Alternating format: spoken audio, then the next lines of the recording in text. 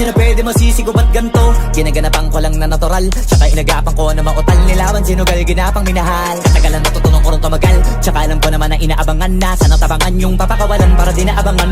Kaso nga lang pala matang alabang kinalakihan na galingan kaya nakasanayan ko makabuo na madiin. Di ko na malayo na palayo narating matay ako na pailing. Mga naniwala di ko pwede biguin, di ko pwede bakitaan na bitin. Mga tinga na kalang busugin ko pa din kahit kabisado na kalitiin. Alam ko na may mata na nagbabantay kung paano ako sasablay. Matyagang nagtaantay kung kailan ako tatamlay at lalaylay. Yung mga laway na makita ako na mahina. Umay na manirang alay na manghila. Kasi nga walang pinakitang hindi pamatay.